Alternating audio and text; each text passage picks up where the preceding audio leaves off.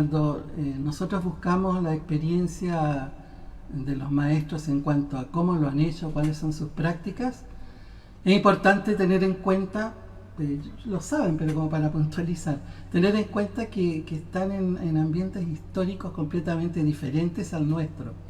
Desde luego Louis Claude de Saint Martin está enseñando en el siglo XVIII, y los maestros Papis, qué sé yo, Krumheller, etcétera, están en el siglo pasado. Entonces sus enseñanzas siendo siempre válidas y sus principios siempre válidos, el modo como se ha de practicar lo que se enseña es distinto. Creo que vivimos en una época y en una generación absolutamente diferente. Siempre juego como a imaginar cómo habrían aprovechado tal vez esta oportunidad un Arnoldo Krumheller, un maestro Viracocha, o un maestro Papis o San Martín, de poder comunicarse con todo el mundo vía videoconferencia, y a cuánta gente habrían podido llegar.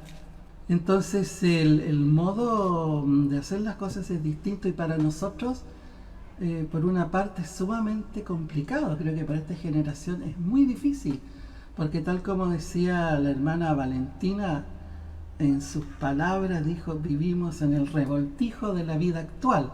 Y yo creo que eso es muy expresivo, porque antes tal vez era más fácil aislarse, meditar, orar, encerrarse dentro de la capa, pero hoy día no. Hoy día el iniciado tiene que estar en la sociedad, tiene que estar en el medio, tiene que ser capaz de defenderse, tiene que ser capaz de mantenerse, de vivir, de pagar sus compromisos, hacer su trabajo, etcétera.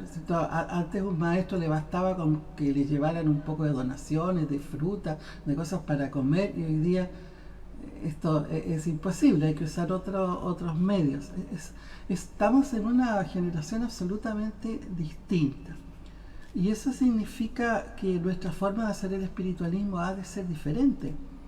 Y es que cuando nosotros usamos en el martinismo la máscara, la capa, ¿cuándo lo hacemos? Cuando estamos en el templo, cuando estamos en nuestra etapa de nuestro trabajo consigo mismo, en nuestro trabajo interior, tal como se recordaba con el ermitaño.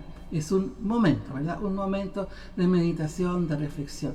Pero luego viene lo complicado, y luego viene aquello que realmente tiene importancia, que es salir del templo, salir a pasos perdidos, salir al mundo como un iniciado. Y eso significa no anular la personalidad, porque una vez que nosotros nos sacamos estos atuendos, quedamos con la personalidad otra vez, con nuestros nombres y etcétera, en nuestras actividades habituales. De manera que nuestra personalidad tiene que actuar, tiene que existir, pero claro, la idea es bajo la inspiración del ser espiritual que nosotros somos. Cada acto tiene que ser espiritualizado, pero tenemos que actuar en el medio, y tenemos que vivir muchas veces con las reglas del juego. De modo que hay que entender el ascetismo, creo yo, en nuestra época, no como una renuncia total a los bienes materiales, sino que a saber administrarlos, a saber no depender de ellos, a vivir de manera más sencilla, más simple tal vez, pero saber valernos de ellos para espiritualizarnos y para espiritualizar nuestros actos. Y esto significa que cada uno de nosotros en nuestras vidas tenemos que siempre preguntarnos: ¿por qué hago esto? ¿Para qué hago esto? Es decir, pensar en términos de finalidad. Y esto no es trivial, porque vivimos en una época actual de la inmediatez.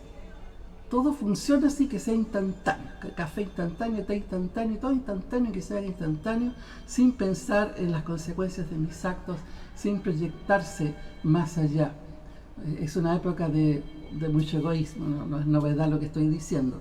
Entonces, nosotros como iniciados o candidatos a iniciación, tenemos que pensar en estos términos de finalidad. ¿Por qué hago las cosas? Para proyectarnos un poco más allá. Creo que ese es el gran desafío. Si tuviéramos nosotros la posibilidad de aislarnos e ir a meditarnos en la montaña, sería fácil, pero no estamos nosotros haciendo lo que nos llama el martinismo, por ejemplo. que nos llama a ser constructores del mundo, a no ser simples espectadores ante el drama del universo. Tenemos el gran desafío, y creo que es una época por lo tanto muy linda, de recrear la manera como hacemos nuestras reuniones. Creo que si se sigue con los esquemas antiguos, claro que se va perdiendo entusiasmo, se va perdiendo motivación y se va perdiendo gente. Creo que claro, eso ocurre en las órdenes también iniciáticas. A mí me tocó hace unas décadas atrás cumplir el encargo de reavivar, de despertar hacia una nueva etapa ciertas órdenes. Ok, lo conseguimos con gran éxito. Sin embargo, el mundo vuelve a cambiar sustancialmente. Significa que nosotros tenemos que readaptarnos de alguna manera. Y este encuentro de esta manera es una demostración extraordinaria, porque es inimaginable esto hace unos pocos años atrás. Entonces nosotros tenemos ahora que imaginarnos cómo hacerlo, en mi opinión, cómo hacerlo. Creo que podemos reencantar toda esta enseñanza que es extraordinariamente valiosa y sin embargo sabiendo hacerlo con modos, sistemas distintos. Y cómo hacerlo también práctico, que no nos quedemos solamente en la teoría, como se está llamando en mi palabra.